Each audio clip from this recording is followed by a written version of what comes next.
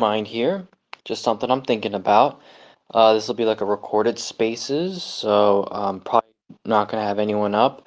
But here's my mindset. I've been thinking about um, stocks recently. I've been thinking about Bitcoin, and I've been thinking about Caspa, and I want to share a few things. I used to love investing in stocks. That's what started my personal finance journey.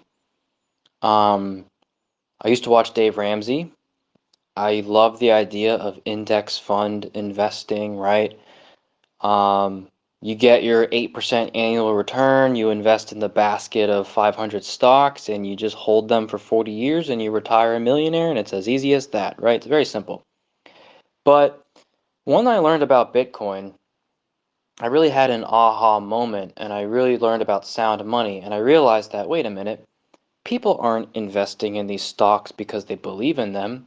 People aren't investing in VTI. People aren't investing in QQQ.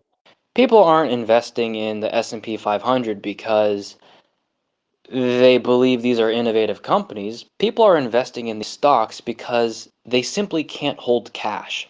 And that was me. I simply couldn't hold cash because cash depreciates. Cash is essentially a depreciating asset, right? Um, and so I realized, okay, that's a weird shift in incentives. People are buying stocks as a store of value. And so when I got into Bitcoin, it made me realize that, well, I actually never wanted to invest in stocks to begin with. I don't care about 500 companies. What do they do for me, right? What I really am trying to not have happen is my money depreciate, my labor be depreciated and siphoned off to who knows where, right? So in a weird way, Bitcoin kind of made me realize I don't need stocks, I need sound money. And Bitcoin made me realize that I guess what's really sad is it's kind of lonely, not lonely, but like I had to kind of kill a little bit of my joy when I owned Bitcoin because that's all I owned. And there were stocks that I loved, but I would never pull the trigger on investing in them because my mindset was, well, they don't operate on sound money. They have $1 billion in cash and it's a depreciating asset and they're not even accounting for that. So I promised myself I'm never going to buy stocks unless they switch to Bitcoin. And that's something I told myself a while back. And then I started seeing MicroStrategy happen. And at the time, that was like the coolest thing because I was like, wow, a company is putting Bitcoin on their balance sheet. Like, that's something I can invest in, right? Um, so that reopened the door for stocks for me, at least a little bit, right? But long story short, I put my MicroStrategy money all into Caspa, by the way. But yeah, that's another story. But basically, what I'm trying to say is that when I learned about Bitcoin, it ruined stocks. And obviously, when I learned about Caspa, it kind of ruined Bitcoin in a way, right? But I still have this drive in me to want to own stocks. I don't know why. I want to own stocks. And I'm thinking about owning stocks. I want to own Facebook, I want to own Apple, Google. I don't know which ones, so I like the idea of picking a basket of the top 100 tech stocks, the QQQ. That's a great return, a great way to de-risk, blah, blah, blah, blah, blah, blah, blah, keep up with inflation. But what's fascinating is those heavy index tech, like basically most of the stock market is really the returns of like seven companies. Seven companies are weighted so heavily in the stock market that they make up all the returns. And what's so interesting, what does Caspa have to do with any of this? Well, I do have some cash that from when I sold all my Bitcoin, I put most of it into Caspa. I have a little bit of cash that I'm just thinking like I don't know what to do with.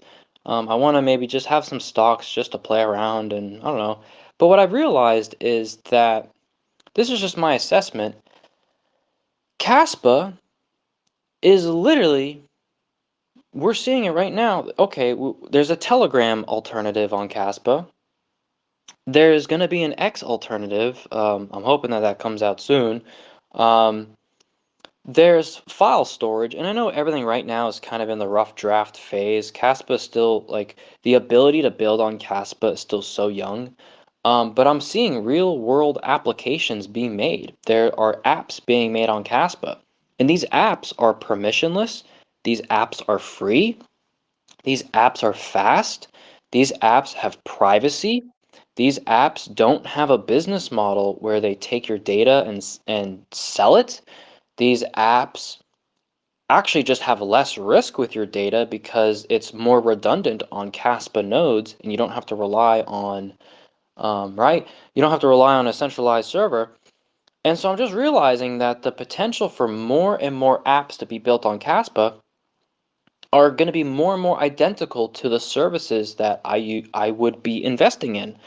I would be investing in companies that have software that I or many people use in my daily life. And so all these, everyone talks about how like Caspa is going to kind of replace a lot of these like websites and stuff like AWS. I've seen that around, and I think that's partially true. Like a Fiverr. Fiverr is a public company. Someone's building a Caspa alternative version of Fiverr called Proof of Works. And I guess what I'm trying to say is there are apps being made on Caspa that are simultaneously free replicas that don't steal your privacy, that you have more ownership of your data, that are public companies.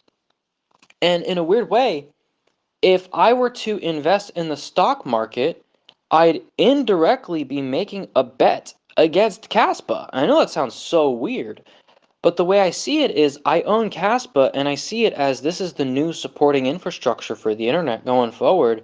And I'm having a hard time invest in companies that I genuinely think are cool because I don't know how they're going to be able to compete with if someone basically the question I'm asking myself is if someone builds a working Fiverr alternative on Caspa, why the hell would anyone use Fiverr? If someone builds a working Spotify alternative on Caspa, why the hell would anyone use Spotify?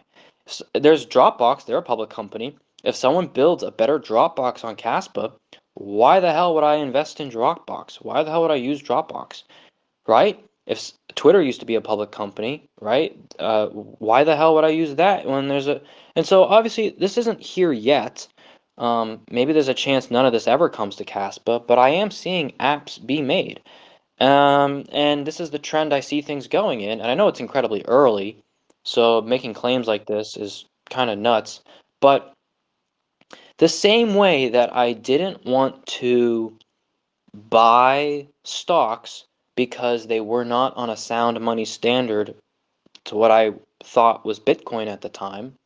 Now it's switched to also, well, most of these stocks are someone's gonna build an alternative on Caspa that's faster, cheaper, more secure, doesn't violate your privacy. It's more decentralized, so there's just genuinely less risk with your data and your access to it, censorship resistant, blah, blah, blah, blah, blah, blah, blah. It's better in 1,000 different ways. And I don't know. I just find it so fascinating. So in a weird way, Caspa has absorbed my past self in the sense that I would have loved to invest in stocks. Okay, well, I can't do that now. And I would have loved to invest in companies if they theoretically had sound money. All right, well, that still hasn't happened. They're all buying Bitcoin, and now I learned about Caspa, and I think that these companies are screwed when when Bitcoin's price doesn't double fast enough for the halvings, when there's no fee market for Bitcoin. I genuinely don't know what the hell to invest in. Um, and so if more and more companies are adopting Bitcoin, and I don't even look at Bitcoin as sound money anymore because there's a clock on it, um, that's also a huge risk. And then on top of that, the companies themselves are there's gonna be a better alternative on Caspa. So anyway, this is probably like a really quick 5 minute spaces, but I just thought that was a fascinating idea. Um, we'll see how this goes. And one more thing I want to run too is that Caspa has way less risk. Like if you were to build a Fiverr platform on Caspa, Fiverr has employees. Fiverr can have lawsuits.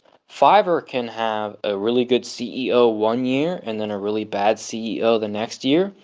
And if that's a stock you're investing in, or I'm just, put any tech stock that you're investing in, or any stock, um, if that's the majority of our economy right now, well, if someone spins up an alternative on Caspa, there's no CEO risk. There's no marketing budget, right? And so those are all things. I guess companies have expenses, companies have offices, companies have buildings, companies can get sued. There's a lot of risk associated with when you invest in a company. There's ways that the company can make you money as a shareholder, and then there's ways that you can lose money as a shareholder, right? Bankruptcy. And I guess what I'm realizing is that if these protocols are on Caspa, it dematerializes all of that risk. Um, and what's even more incredible is that Caspa still has a block subsidy. So even though I shit on Bitcoin for having its block subsidy, at least Caspa's still so young that we have the potential to still rise in price before we have a fee market with weighted transactions, hopefully, right? There's still adoption has to occur. But um, I don't know. I'm just thinking that I'm just finding more and more reasons to own Caspa. That's really all this space is for. All you, appreciate all you. Um, hell yeah. Peace out, y'all.